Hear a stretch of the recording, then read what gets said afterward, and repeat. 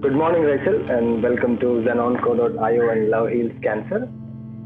And we are so happy to have you as part of our series where we introduce caregivers and patients to each other, where we connect people with each other who've gone through this journey of cancer and related to it.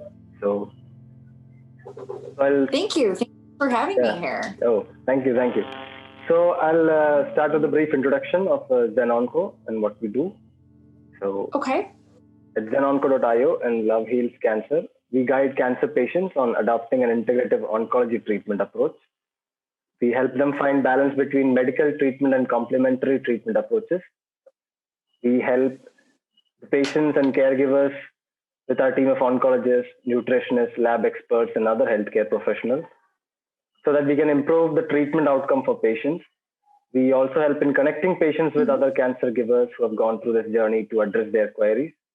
And we also share inspirational journeys like yours to motivate other cancer warriors or other caregivers who are going through this journey currently.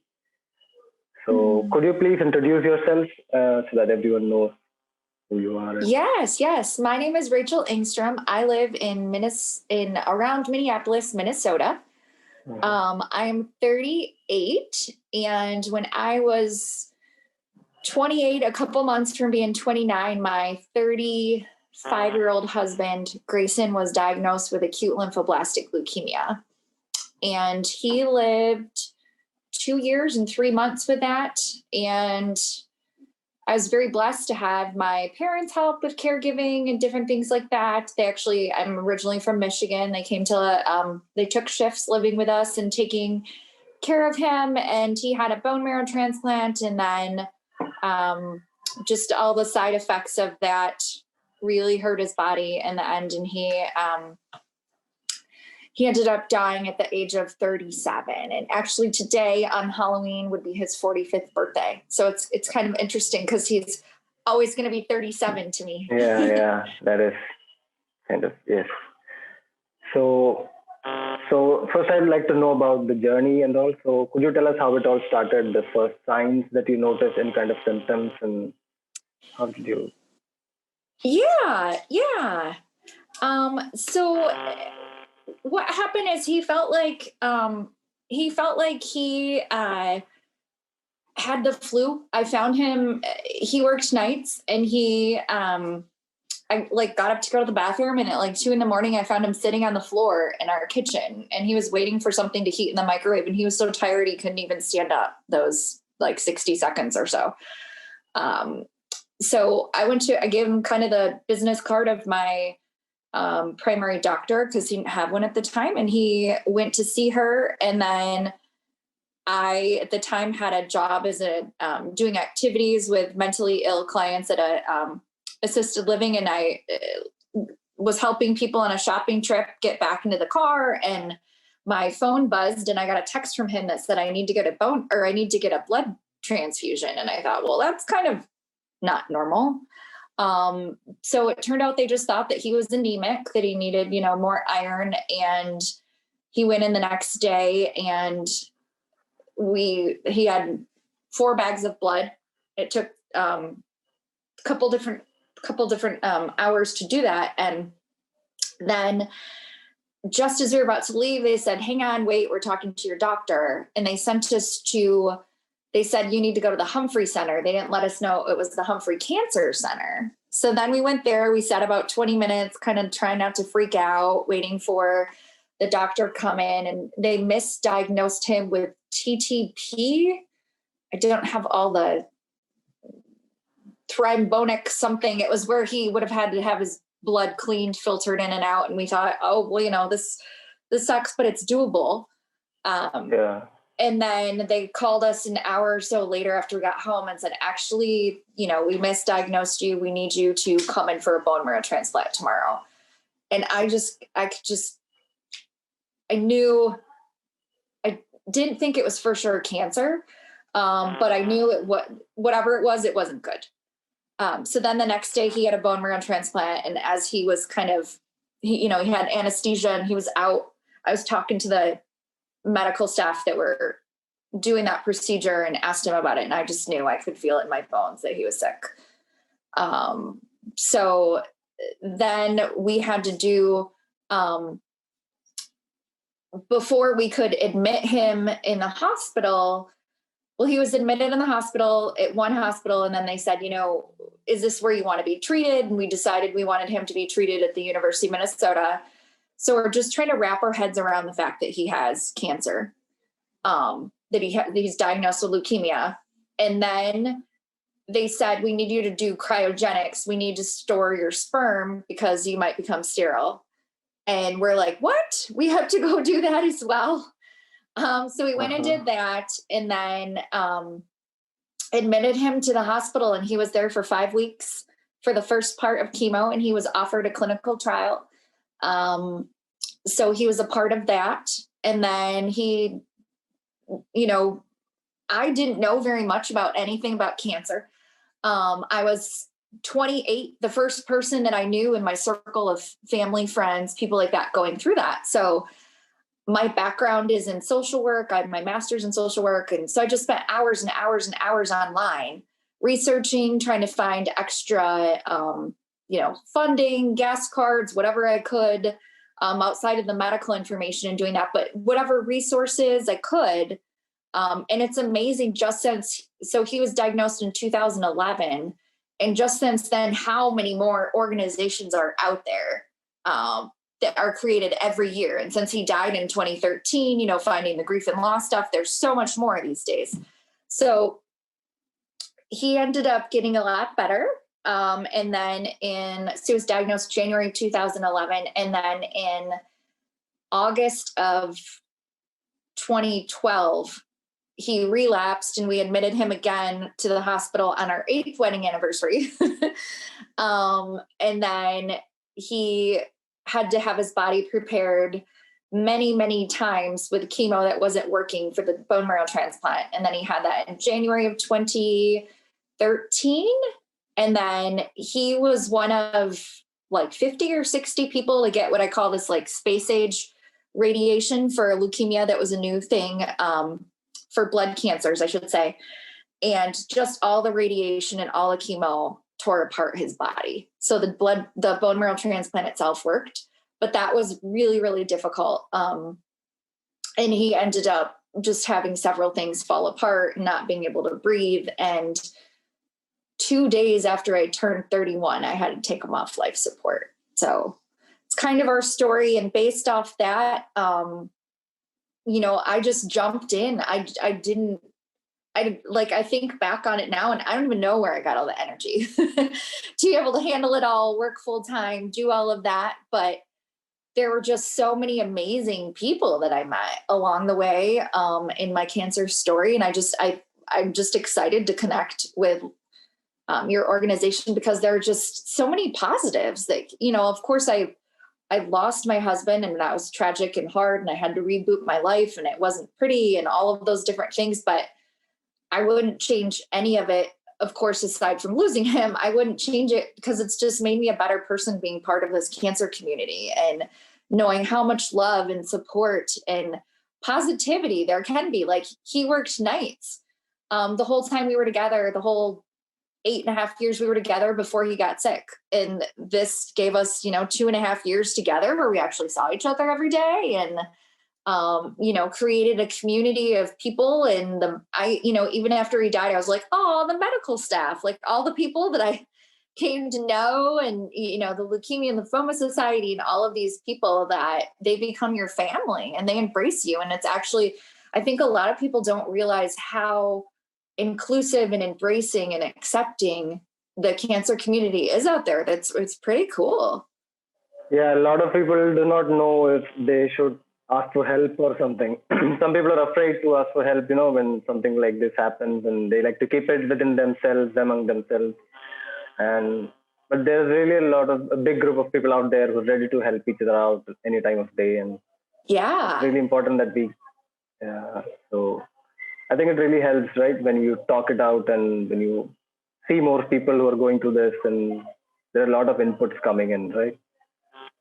Yeah. So I actually wrote a book, Wife, Widow, Now What? How to Navigate the Cancer World, and how you can too. not trying to pump it out, but it's on Yeah, Amazon. And I just wanted to compile all the things that I gathered. So everything from like how to navigate diagnosis, treatment, the questions to ask, all of those things, because when you are diagnosed, it's just kind of like, you just feel like you've been thrown on a treadmill or something at the highest speed. And you're like, I don't know what to do. So it goes through all of that, the questions to ask, knowing as a caregiver, like just keep going after those doctors. If you don't feel like they're talking about it in, the medical mumbo jumbo terms, you need to have them break it down until you feel like you have all your questions answered. I think it's really important to make sure that you have a support system outside of your person, outside of the patient. If you are the patient, it's totally fine to process those things with your loved ones, but the people that are taking care of you, the spouse, significant other, you need to have someone else, not that patient, because you can't put your feelings on them, which is hard because you want to share things, but you don't want them to know you're scared they might not make it, or how stressful it is to have to work and drive back and forth and see them and always be like, hi, how are you? And you want to be like, I just want to take a nap. Yeah, that's so true. When they know that their caregivers are going through some shit and even they feel bad for us. Yeah. So I think, knowing that, and in my book, I go through like when people want to know how to help you, the types of things, asking for the appropriate help, whether it's, here in Minnesota, it's, can you help me shovel my driveway or mow my lawn? Or the neighbors that lived behind us, we were so lucky because they would let our dog out. Or, if I was in the hospital overnight or whatever, they would take the dog or feed the cats or, those types of things. Or if you don't have time to go to the grocery store, here's my list. Can you pick stuff up? Or I have to work. Can you take my person, the patient, to their chemotherapy appointment? Or, asking for things that you really need. Because I think the toughest thing is your support network, all they want to do is make it go away, and they can't. So asking them for actual tangible things that they can do. And then also those are helpful things that don't stress you out even more. I'm not sure in India what kind of databases you have, or I'm not even sure if Caringbridge is a global thing. I think it probably is. Do you know what Caringbridge is? No, I'm not sure. I haven't heard about that, I think. Yeah. Sure. So I used it. I'm sure it's global. You could look it up. I will look it up for you. So what it is it's a, so in my book, I use my narrative, my story in actual chronological order with the Caringbridge post and then my Facebook post. So Caringbridge is actually a database where you can go on and do like a blog. So it's based on the patient medical stuff. Hey, they had a test this day, or this is how we're feeling, or what they're doing. So it's nice because it's a central place where you can put, and, not everybody's on Facebook. So this is a nice thing that, older people or whatever that may be can utilize it, and they get an update email to them and they can check it if they want. But basically you're informing, hey, this is what's going on. And then that way you're not getting all the texts, all the emails, all the people saying, hey, how are they doing? How are they doing? Instead, they just go to this spot to find out. Okay. So I feel like. Yeah. So like to keep the others updated about what you've been going through. And exactly. So that was really, really helpful for me, because then that way I didn't have to be berated with people wanting to know things like that. Also, people can comment like, good job, keep going, we're praying for you, or whatever. And feeling that support was, so my book is based on those social media posts and my story and then all my tips and advice, but being able to have that support is so meaningful. And I was watching Dimple's video. I hope I'm saying her name correctly. Her video on your site about, all the people that were there for her late husband. And I had people, so I'm originally from Michigan. I have siblings that live in different states. I have 2 sisters and a brother. My parents live in a different state. So, we had people from all over the country praying for us and thinking about us and all of those things. And, it's so important to have everyone feel included and they know about what's going on, to have that support and know that you feel like you have people that have your back, that are literally behind you, hugging you. So I think the biggest part is, it's not really asking for help per se, but I have times where I'm like, where I wrote like, please pray for us. We need it. Please keep us in your thoughts. But it's nice because you're putting it out there and knowing also it's so therapeutic just to write it. So you're not alone in it. It's not alone in your head. And I think that that's the really tough thing with cancer is, millions and millions of people have it, but we still feel alone. We feel alone on our journey. We feel like it's just me. I have this story in my book where I needed to return something at a department store, and the lady was like, and I'm all sweaty in my winter coat, and I've got all these layers on, and this lady's like, that worked there, like, I'm sorry, we can't do this until tomorrow. We have a sale. And I was like, my husband's in the hospital. I don't know if he's going to live. This is the only time I can do this. Da, da, da. And she was like, let me call my manager.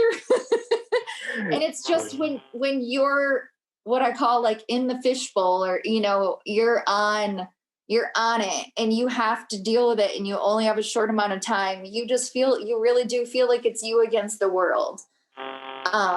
So having help, having organizations, I feel like my book is like holding your hand and, we're having a cup of tea and I'm walking you through my story, and I'm excited because there really is nothing out there like this book. I, of course, have organizations in the United States, not in India, that can help with financing and things like that. I have a couple pages of that, but even there's probably some similar suggestions of organizations you have there, but all of it's applicable because I walk through like finances, like if your person's sick now and they can't work, or if you're the patient and you can't work, how you probably have to reformat your budget of paying for all of those things. I have anything from, your utilities, and you're paying for your house and transportation and all of those things. It can cross culture, cross all over the world. It's applicable to everyone. So I have kind of a step-by-step thing, how to walk through all those things. The importance of support groups, getting help for yourself, getting help for the patient, how to talk to people, what's going on, saying like with Caringbridge, is it okay? Or whatever site you end up using that you have over there, is it okay if I share information about our journey? Because some people are really private and they don't want to share that. But a big part of it is you need that support. They might not feel that they need it, but you need it. And, how you find the fine balance and all of those different things. And then my book goes through like his death, and then kind of like just the calamity of errors of funny, not funny things that happened for me too. I worked 3 part-time jobs to keep my house that I loved, that I thought, he would get better and go back to work, and, just all the different things that kept happening. I have some really funny stories. So it's not like, oh my gosh, this woman's husband died and it's sad. It's like how she got through this and she came out the other side and she's still super positive. And, I think that it's just really important for people to know that Yes, that is so true, because there are a lot of people who've been through this and they're not positive afterwards, because mainly in countries like India, we have a social stigma attached to this thing about, if you have cancer, you're bound to, pass away, and it's a bad thing that happened to you. A lot of other things also. So a lot of caregivers, they're not really super, like you said, positive or not so energetic after what happens to them. So I think what you said, that you've written in your book about how you went through it. It's not how you went through it, it's how you took it, in a good way, into developing it into yourself and inculcating all of that knowledge and all of that life lessons into your life. And I think it will really help when and like for my, we're different cultures, everything. For me, I believe like in a Christian God, and I wrote my book that's applicable to anyone. Any faith, any spiritual, anything, any gender, sexual orientation. I write spouse/significant other. So it's anyone. It's very inclusive. And like for me, I had a lot of people praying, and they're, I found out from one of my siblings, like, so I had to, after he died, I feel like I had to move on faster than my family and different things, because it was my house, my person. I had to reformat my life. I had to reboot it like a computer. One of my sisters was telling me, even a year later, my mom still had and she was one of his primary caregivers, that she had a really hard time because she thought all of the prayers would work. And I believe that my older brother, he said, he's 14 years older than me. He said, at the very beginning of Grayson's illness, you can choose to be bitter or better. And I chose to be better. And I believe, like, God doesn't, I think that thing people say, if you've heard it, where God doesn't give you anything you can't handle. Yeah, I think true. that's not true. Yeah. There's a lot we can't handle. I think that we're more given the grace of how to handle things. So we're given the tools, and I feel like I felt so many times during my journey, like I was just given level upon level upon level of strength that I didn't even know I had. Like, how was I able to keep going and going and going? And to me, that was like the grace of God. But I feel like so when Grayson relapsed and we were back in the hospital, or before he relapsed, he got a fever and we had to go back in just for them to check his immune system. And one of our favorite nurses ran up to me. We hadn't been there in like 4 or 5 months. And she's like, "You guys are still together. Oh my gosh, you're still together." And I was like, "What? Of course we're still together." And she told me that so many people, like 60 or 70% of people, get divorced or break up or leave the person that has cancer. And I thought, like, how, why, what, would you do that? And even if I were to be like, and leave, I'd get like one exit away on the highway and turn around. But yeah, I mean, sometimes you do just want to run away. You do just want to hide under your bed. You don't want to go to the hospital. You don't want to do any of those things. And I think that that's okay. But you have to kind of figure out how to process it. It's okay to say, "I hate this. This is not fair. Screw this. This is not okay." But then you have to, a phrase we use here is like, put on your big girl pants and tie up your boots and, deal with it. Because as I used to say to my late husband, like, you signed up for this field trip, you're on the bus and you can't get off. Like, we're in this together. And I think that you have to go into it with a mindset of, we're going to get through this and you're going to get better. Because if you don't have that, you become a victim. And like, when we found out he had to have the bone marrow transplant, and I write about this in the book too, that there was only a 19% chance that it would work and he would live.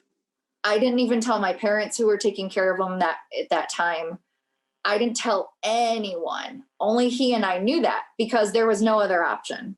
We had to do it. That was it. There was no other choice. So we were going to go into it. We were going to go into it with gusto and be excited. And, he's going to beat this. He's going to do this. And until the very end, 5 days before he died, when I found out that his body just couldn't do it anymore, then I embraced that. And I was oddly very calm, just because I knew what had to happen. I knew, and I think a really important thing to the cancer process is to know you learn so much about the body, the human body. Bodies can only do so much. And we're only given one, and you really have to take care of it. And I myself, I have irritable bowel syndrome. I have a colon disease. I have migraines. I'm in remission right now, but it's like some days I have really, really bad health days. And I think to myself, well, at least I don't have what I've seen, what I've gone through. But if I had cancer, I would have to go through it. I would do it. Would I like it? No. But you do what you have to do to survive. And the amount of strength that you get and the people that you connect with is an incredible gift that you don't know until you're kind of thrown into it. And I think that that's something like what you were saying, the stigma. We have so much stigma here for mental health. So I work at an insurance company connecting people to counselors, therapists, being able to go see a psychiatrist or medication, anxiety, depression, things like that. One of the biggest clients that I work with, I help first responders. So like firefighters, police officers, things like that, people that have gone through all of that. One of the biggest sports organizations here, professional sports organizations, I work with helping all of them. So it's just, people feel like I can't ask for help. It's if I ask for help, I'm weak. I have weaknesses. Right. It's, I should be able to do all this myself, but there are millions of people that have gone to school like myself to help other people. And I think that we're a joint global culture of wanting to fix things ourselves or not talk about it. And I've gone to therapy. I still do. I've had a couple different therapists now. My great one, she just retired, and I have a new one I started with a few months ago just via telehealth because COVID. And, I love it because I can just roll out of bed and, brush my hair and video her on a Saturday.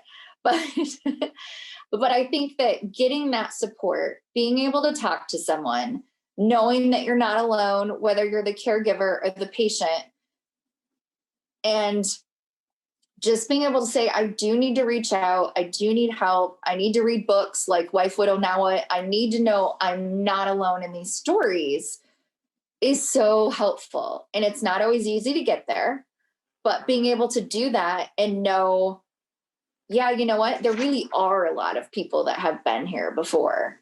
I can't do this alone. I do need help. That's a really tough pill for people to swallow. But it's one of those things, it's just like air and water and food. You need it.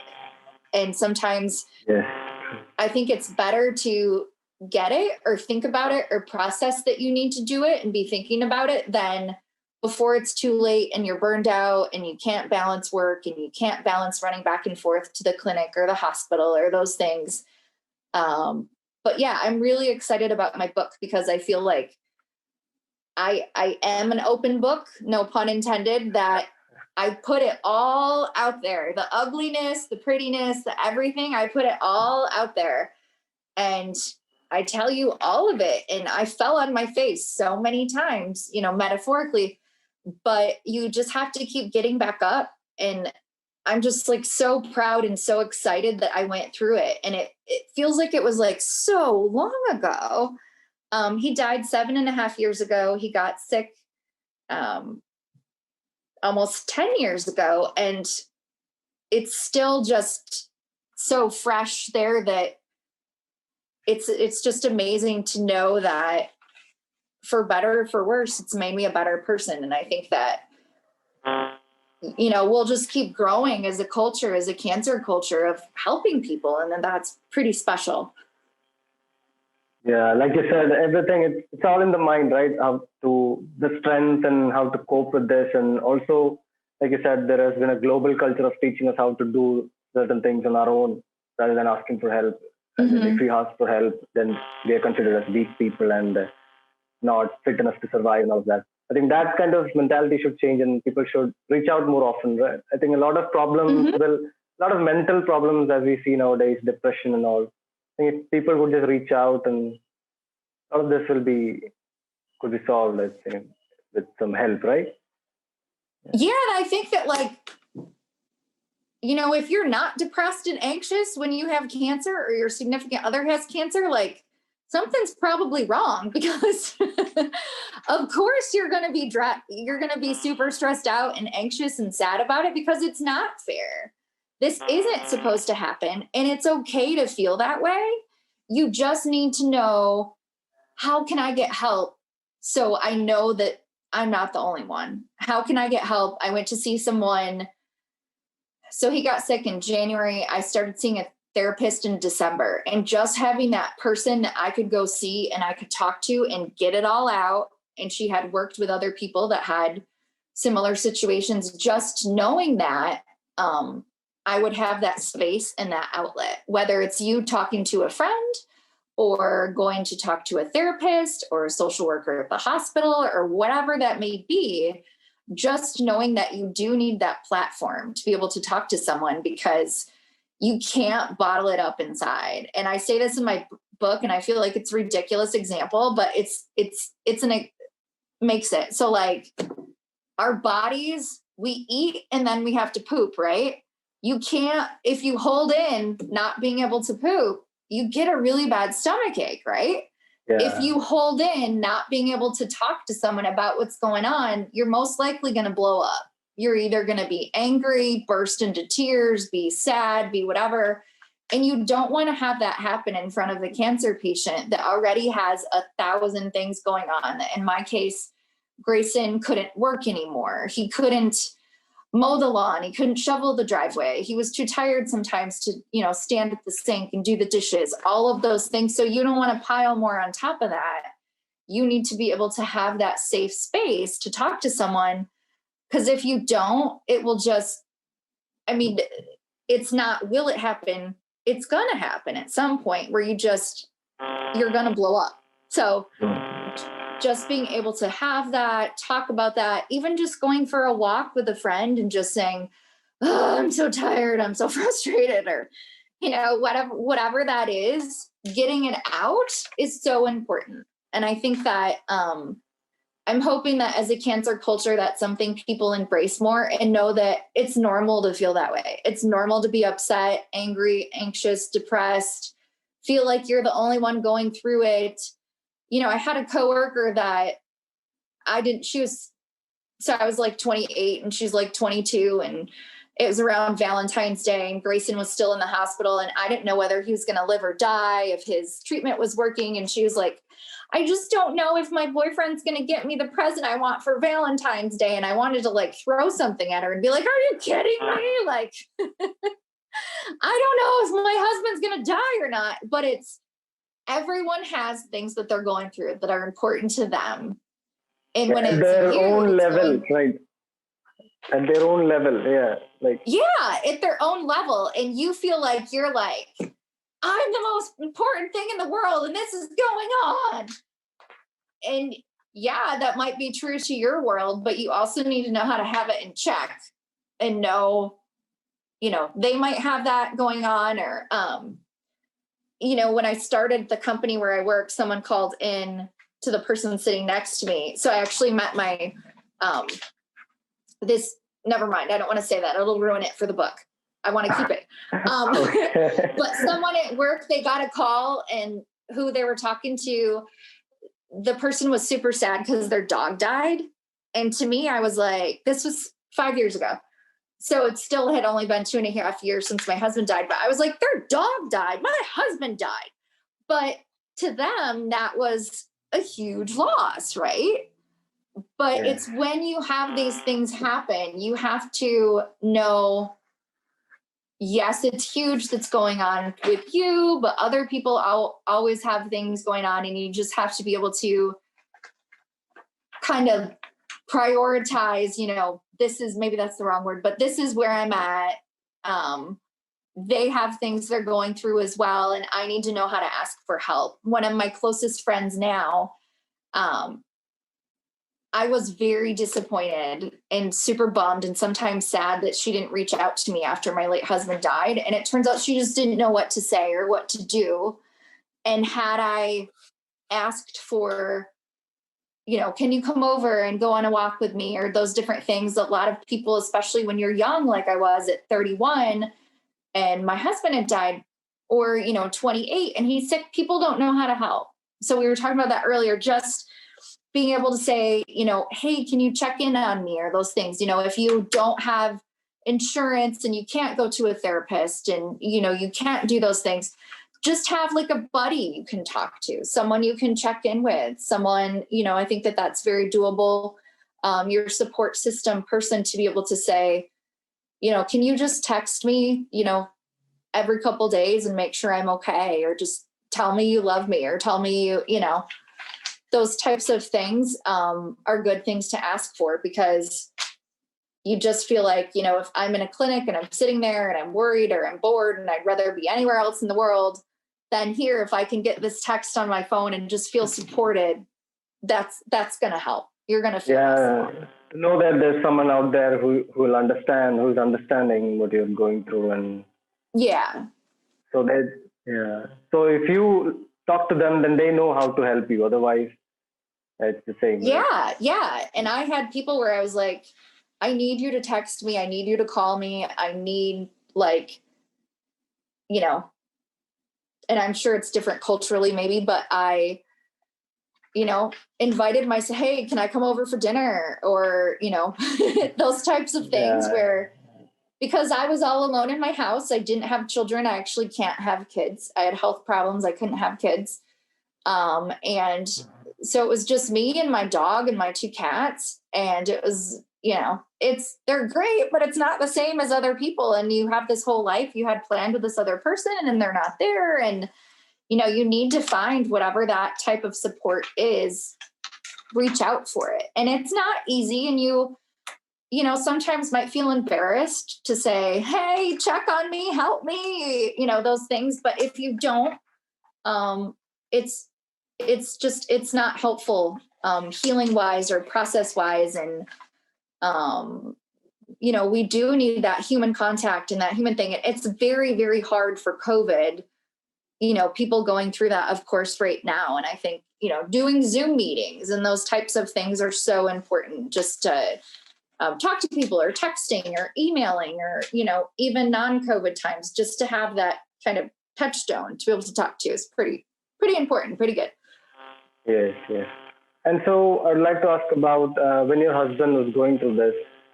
So even he was stressed out, definitely. So are there any activities or is there something that you did for him to keep his mind off of the pain and all of that thought, about cancer? Yeah, so he did, he was a tech guy. So I got an iPad and he, was able to do stuff on there, connect with other people. He actually wrote some of the blog posts for Caringbridge, updating people. He was so busy. So the clinical trial he was a part of, he had to go to the clinic 5 times a week for 3 months, then 4 times a week for 2 months. So, that was kind of his job. He was very busy, but we got a Wii Fit board where we played virtual tennis, doing things like that. Every now and then we did walks. He had a lot of neuropathy in his hands and his fingers, where your feet are really heavy and, it's tactile stuff, zipping, buttoning, he felt like he was all thumbs. So that got kind of hard to do things like that after a while. But we always shared a love of music. So listening to music, having different playlists, to listen to during chemo, things like that. Playing card games, whatever that might be, watching movies, TV, kind of those things where if you don't have a lot of energy, we had different people send us DVDs of different TV shows, things like that. Even just in the years since he got sick, the 9 years since he got sick, now we have the streaming platforms on TV. We didn't have Netflix or anything, like that. And you had to wait for your DVD to come in the mail. But there was a time like that. Yes. Yeah, friends visit when they could. It didn't happen that often because he had such slow immunity. But when he was in the stage of getting better a year later, we went to a young cancer survivors conference in Las Vegas, which was pretty cool. But yeah, it was a balance of just, I think, talking about stuff, but then distraction, whether it's, like I was saying, TV, movies, music, things like that, having a fine balance, reading, kind of escaping into those other things to take your mind off of it, I think is really important. And yeah, and he connected with the Leukemia and Lymphoma Society here. They had a young adult chat group online. We went to a support group in person at a hospital once a month. Things like that, just so you're around other people that are like you. I think that helps you as well. And to me, it was amazing because there were people there that had multiple kinds of cancer, several times, several transplants, different things like that, where you're like, wow, we're in the beginning and they've been doing this for years and they're successful. I know I can do it if they can do it. Yeah, there's a lot to learn from when you know that there are other people going through this and who've been through this. And, yeah. Mm-hmm. And so as a caregiver, how did you de-stress yourself other than, talking to your friends, or like you said, what was your support system and what did you fall back Yeah. on? So I actually, I went to concerts. I still went to concerts. I'm a big concert goer. Haven't been in a long time because of COVID. But in Minneapolis is actually like a big mecca for music. So I would still go to concerts with friends, and I wondered if I'd get judged, because it was like, ooh, she's going to concerts while he has cancer and he's at home or whatever. But I had to have those outlets because I needed to be able to do something for myself to kind of escape from that and then get back. Yeah, kind of like reboot yourself, like you said earlier. Yeah. Right? Yeah. I did a couple silent retreats. I went to a Buddhist one with monks, and, I was meditating and sitting on my little pillow. I talk about that in the book, but then I was so tired from all the caregiving, I kept falling off my pillow and falling asleep on the floor. That is one hell of a story. So then I would have lunch with friends or dinner with friends. And I think an important thing is they would meet me at the hospital. If he was in the hospital, they would meet me where I was at. So I didn't have to travel to that, wherever it was close. And then I would also, so the second year of his illness and a year after he died, the Leukemia and Lymphoma Society has a training program called Team in Training, where you sign up for a marathon, half marathon, biking, triathlon, and then you raise money for blood cancers. So I actually did, starting from like no fitness level at all besides walking every now and then in yoga or something like that. I did my first half marathon walking. So I started here in like -3 degrees in January. And then, so it was every Saturday at 7 in the morning and every Wednesday at 7 at night for an hour or two. And then, I would have support of these people that whether it was their sibling or their parent or their significant other or whatever that may be, where while we're training, to get up your stamina to be able to go these long routes, you're talking about your journey and you're talking about it being together. And I found that this group of people that I'm still tightly connected to, many of them, they were able to listen and share in ways that my family and friends could not. So doing that, I'm raising money for cancer, and I'm also getting healthier and working on that. And because outside of the Wednesday and Saturday, you still had to practice like almost every day, walking in your neighborhood or running or whatever race you did. So just being able to be proud of that. And, it was just all of these positive things in one. And I feel like that was one of the biggest things that I did for myself when he was sick, aside from concerts. Yeah. But kind of, you need to normalize things. So I have in the book how one time my sister was at the hospital with us, and Grayson she was across the room and I was on the other side, and he was laying in his hospital bed. He said something kind of snarky to me or rude. And that's the other thing is you have to know when your person has cancer and they're going through it on meds, they're probably not always themselves. You can't take it personally what they say. And I said something just as rude back to him.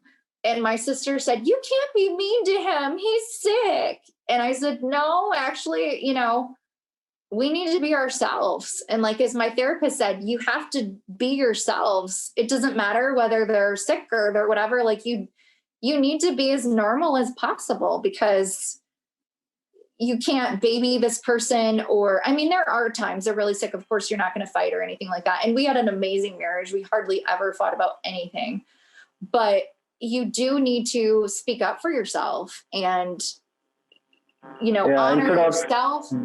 Instead of sympathizing anything, you need more of an empathy kind of thing and understanding. Yeah, you need to have that empathy. You need to be able to sympathize, but you also need to, I guess the best way I could say it is not take crap either. You need to be able to say, one thing we said from the very beginning is we're in this together. We can't afford to argue about anything. This is like, I used to tell them, like, this is your full-time job. This is your own personal Afghanistan. You are at war and you have to go in. And we went in with our helmets and our backpacks and everything. And we were comrades, and no matter what, like, that had to come first. So I think it's just really important for people to know, like I was saying before, like, it's okay not to be okay with what's going on, but you have to be a team and you have to be able to make it a positive thing, because if you can't, you're just going to be a sinking ship. Like, you have to know that you're especially if you're the significant other, caregiver, you're the coach, you're the cheerleader, you're the, in charge of everything. You're the pharmacist, you're helping with everything, meds, laundry, cleaning, cooking, all of it. And yeah, you're going to be tired. And yeah, you're going to wish someone was doing all of that for you as well. But it's just what has to happen. So. Yeah. So finally, what would be the message that you would like to give to other caregivers as to? Yeah, I would say that,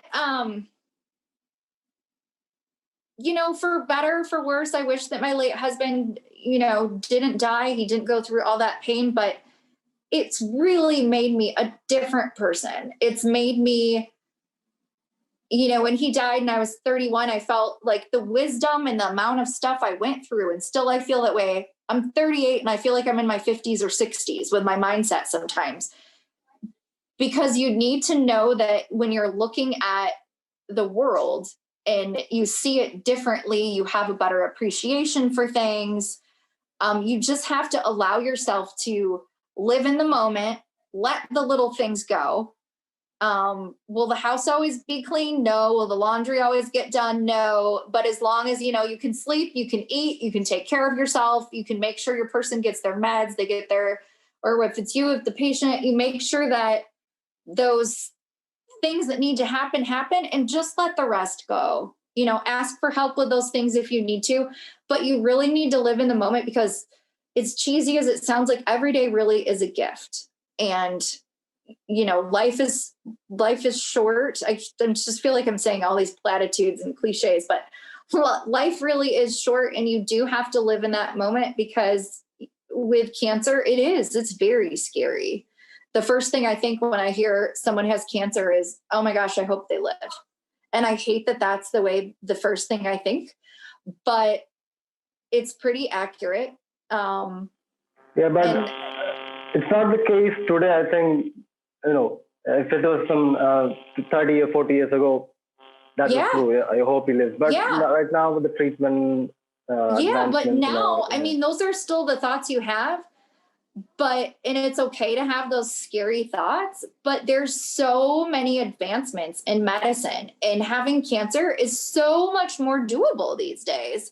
And I think that it's important for people to know that there have been other people that have been through it. They've done it. They're successful. They've gone on. They're doctors, lawyers, whatever, run marathons, that it's a doable thing. Of course, you might be like, oh my gosh, I'm afraid they're going to die. They're not going to make it. That's okay. It's a normal thing to think. But you just need to be in the positive mindset of, we're going to make this. We're going to do it. And just seek that support. My book, Wife, Widow, Now What, on Amazon.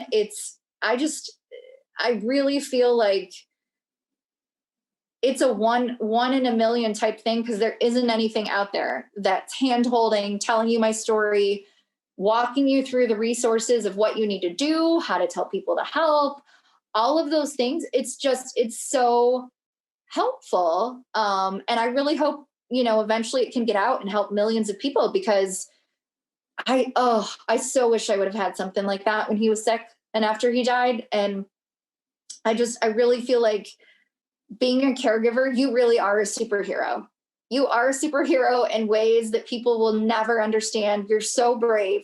You're so courageous. You're going to see things that make you laugh. You're going to see things that make you cry. You're going to see the world in a different way. Life will never go back to normal as far as the way that you see things. And I think that that's a good thing, because you're going to be able to have an inside track on, what the human body can and can't do, and what I want to do today to take care of myself, to take care of my person. And wow, there really are a lot of organizations and books and helpful things out there. I think the biggest takeaway is take advantage of my story, read it, digest it, know that it's there, take advantage of it. I didn't put my contact information there, but I have a Wife, Widow, Now What webpage on Facebook. Through that, I also have a support group for anybody that has questions, wants to talk. My Wife, Widow, Now What is not about death, or it's not about, it's about the knowledge I've gained and how I can help people. And I think that we had a cartoon here in the 70s called Schoolhouse Rocks, and it was like, knowledge is power. And I mean, it really is. Knowledge is power. And knowing that just other people have been there, you're not alone, and it's a doable thing. Is it going to be easy while you're going through it? No, but millions of people like myself have done it. And, just take advantage of reading our stories and those resources and finding what's out there, because it's pretty cool when you have that support and you have people to connect to. It really does change your life, and it really is meaningful, and it's more purposeful, I believe. Yeah, that's true. People will find that like a support system. It can turn out to be their support system to your book, like you said. Yeah. I'm more than happy to, if anybody has questions or they want to reach out to me, please go to Wife, Widow, Now What on Facebook. Find me, or I'm on Instagram. But I would love to talk to anybody if they have questions or whatever that may be. If you ended up wanting to do some sort of a Zoom thing with, your clientele or whatever that is, I would love to help, because I'm totally an open book, and I've been there, I've done that, and it was so hard. And I'm just glad that I have this resource out there to help people, because they're not alone. And it's just wonderful to know that there are resources like the book that I have to help people, and that there are organizations like yours to be able to help people. I mean, love does heal cancer. It really does. Does it necessarily mean that your person's like mine? He didn't make it, but in the process, he helped so many people. He actually donated his body to the University of Minnesota. He did extra tests. He was in a clinical trial. Like, all of these advancements that we're making hopefully will lead to a world without cancer one day. And I think that every person's journey is so important. It's your journey, only your journey. No one else will have a journey like that. And being able to talk about it and share it, and just know that there's support out there, is just the most important thing. Yes, that is truly said. To know that there are people who can help you, who will help you, and who will put in the time to make you feel. Yeah.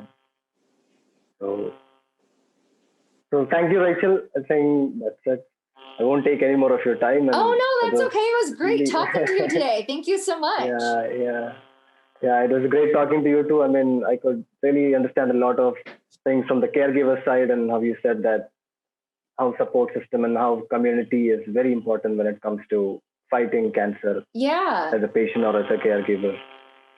Yeah. So, thank you, and I hope you have a wonderful day there. And I'll get back to you with the rest of the details as to when and how we'll be putting this in our social media. And and if you have any other questions or want to do any sort of collaboration or help with anything, let me know. I'd love to help out your organization. Yeah, sure. Yes, definitely. I mean, there is always awareness months and awareness days going on, So yes, definitely we'll reach out to you and put a Zoom session or an Instagram live session. Awesome. Thank you. Have a good day. Take care. Yeah. Thank you. Yes. Bye. You too.